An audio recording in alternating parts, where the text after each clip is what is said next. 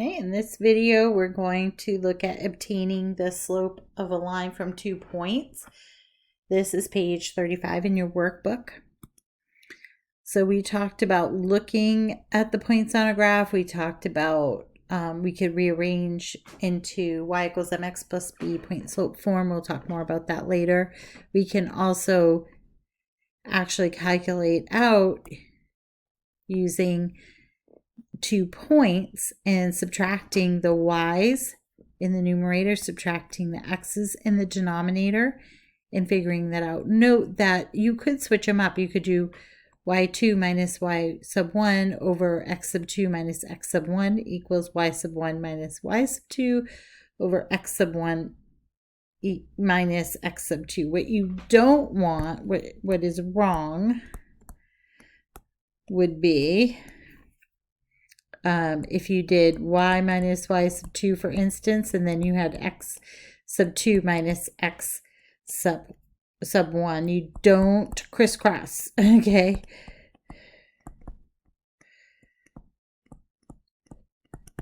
All right, so that's what's incorrect. I just want to make sure that people know that's a wrong case. Make sure you have them lined up, okay, properly.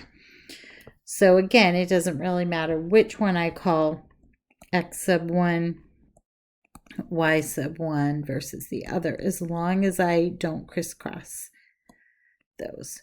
So always write your formula at least somewhere on the page, y sub 2 minus y sub 1 over x sub 2 minus x sub 1. It's good to say these out when you're working with them.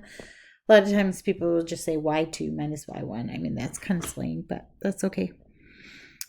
And then we're going to plug in our values. So m equals y sub 2 would be minus 1.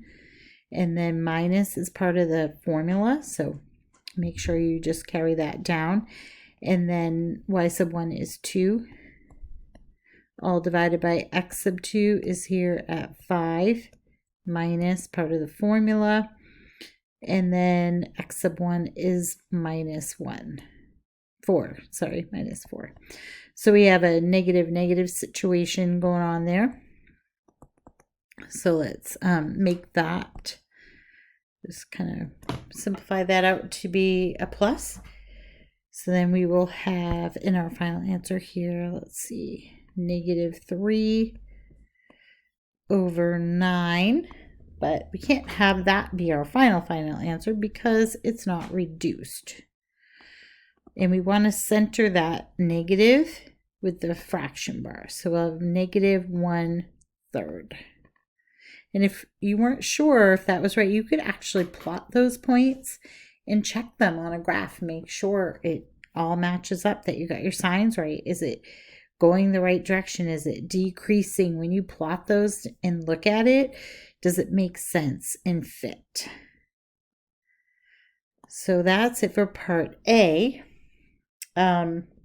B and C, so if you can do the math and understand what happens when those come out, you might be able to just eyeball those and figure it out by looking. Maybe not. So go ahead and crunch the numbers though. So you're going to do those as classwork. And then I'll show what the answers are momentarily.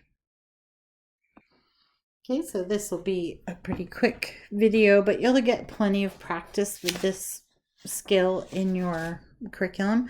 So we have B is m equals 5 minus 1. So be careful. If you do get the top wrong, even if you got the answer correct, but you had calculations incorrect, I might mark you wrong on a quiz or a test. So make sure you write everything out correctly. M equals 6 over 0 because we have the same x values. Again, our equation would just be x equals 2.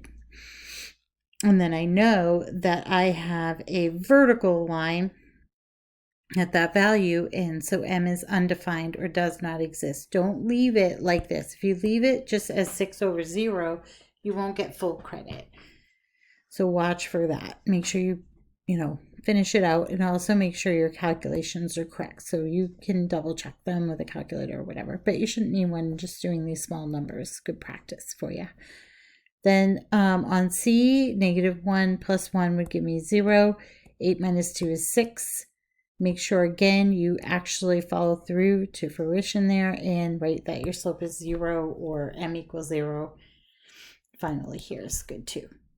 All right, so that's it for 3.1. Thanks for watching. We'll get into the next section and go through that as a review as well.